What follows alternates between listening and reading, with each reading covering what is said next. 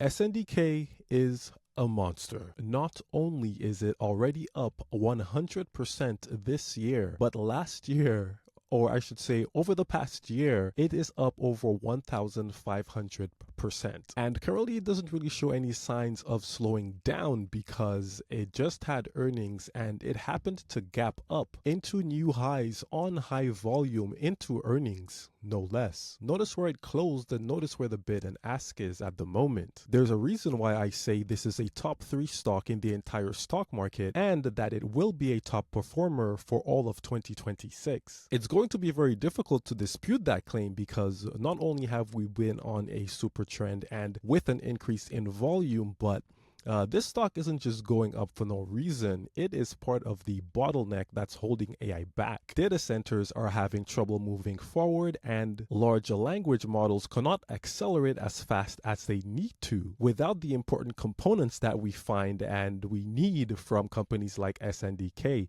And notice I said companies because SNDK isn't the only one, but we will talk about that in a bit. But looking at the weekly chart, look at this super trend. We are just riding the 10-week moving average. We are not even making our way back to the 21-day moving average. It is a very strong trend. But we also need to pay attention to the volume on the breakout because we are breaking out with an increase in volume. So what does that tell us? It tells us that the breakout is likely to continue. Assets that break out with strong volume show us that institutions are part of this move. Hedge funds are part of this move. Mutual funds are part of this move. And to add a little bit of cherry on top, not only that, but it also has great earnings. So you have a leading stock from a leading sector with a component that some of the biggest companies in the world need to succeed. And all of a sudden you have what some will consider right now the leading stock in the market. I've said it before and I will say it again, it is extremely important to be in stocks that are AI or AI adjacent. That is where the top performers are, whether that's in data storage devices or semiconductors or solar power just to power all those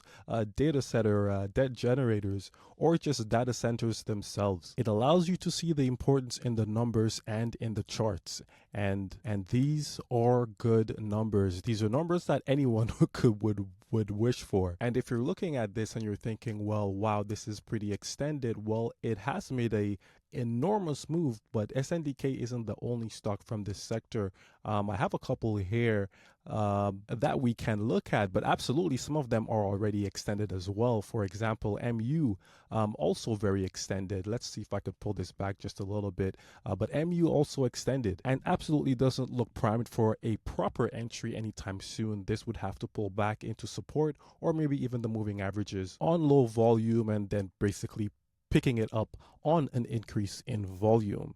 If it continues, it would be extremely dangerous to chase, and that's never okay. STX is also breaking out, or I wouldn't say breaking out because it has fully broken out, but it is definitely on the slower side compared to MU or SNDK. But as you can see, it has been performing very, very well. So, I mean, these are already 3 that are quite extended. So how about we look at one that's pulling back just a little bit, and that's PSTG. And I think we could look at the weekly chart because it looks a little bit cleaner on the weekly chart if I could pull it up here. So we have this move up and it does get a bit choppy in this area here.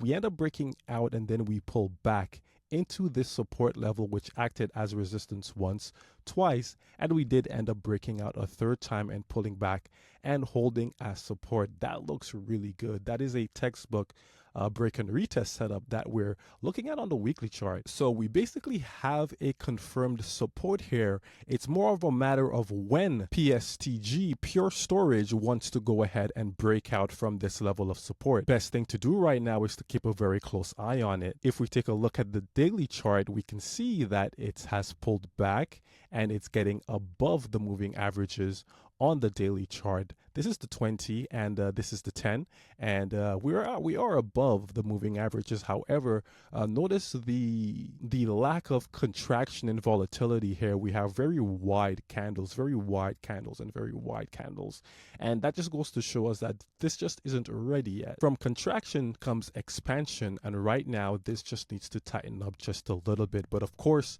if it just decides that it wants to break out without doing a contraction, which is very possible, then an increase in volume would absolutely be needed.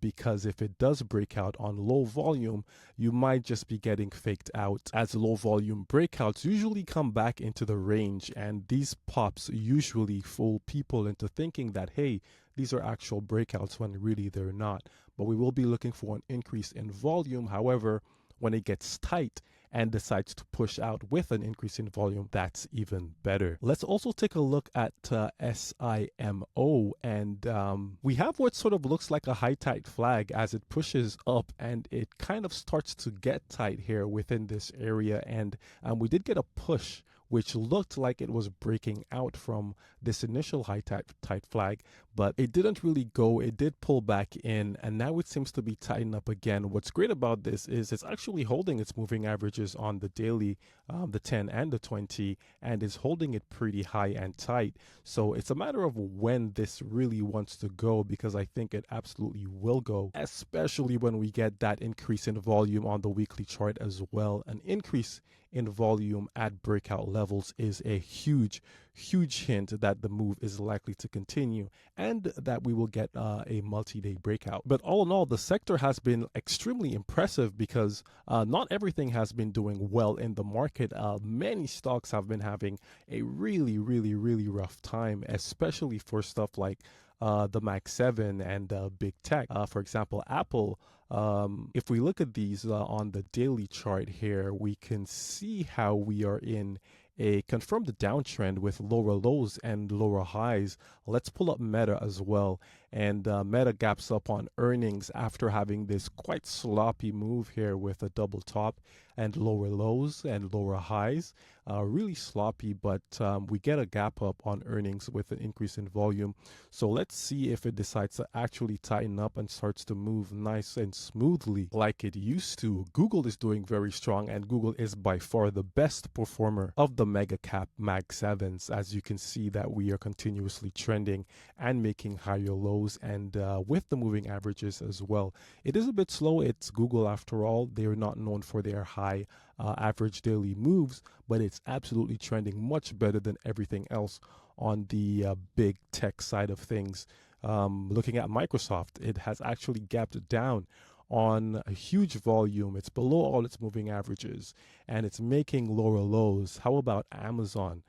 Amazon really sluggish, not really going anywhere. We are making higher lows, but look at these moves up. They all get pulled back in, a push, we get a pull back in, a push, and we get a pull in near the start of where the move began. So it is quite sluggish, definitely not a picture reminiscent to the number one leader right now. And I think we know what that leader is. And NVDA, well, speaking about leaders, NVDA was a leader for quite some time, and you can see that on the daily chart we've begun going sideways for quite some time. If you see my cursor on the left here, from July of 2025, we've kind of not really gone anywhere, have we?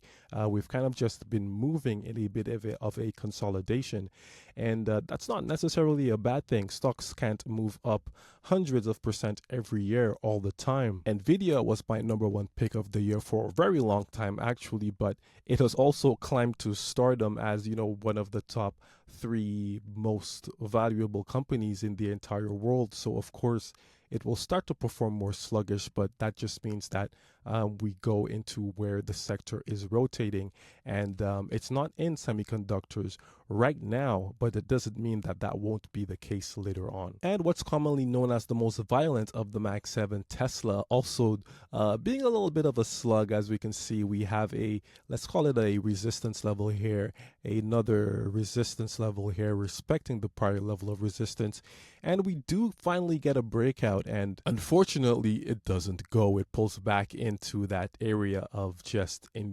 crazy sidewaysness and sideways chop, and continues to not do nothing. However, it's a common occurrence of the Mag 7 right now. And as you can see, the Mag 7 group all move quite similarly, and that's why I have them in a group of their own in big tech. They do move quite similarly, and it probably has something to do with the S&P 500 also mostly going sideways. Look at it. It hit a resistance here, or I should say this is the first stop. It comes back into the resistance a second time, a third time, a fourth time, and a fifth time around this area. And now it looks like we want to make another attempt at breaking this resistance and making it into all-time highs.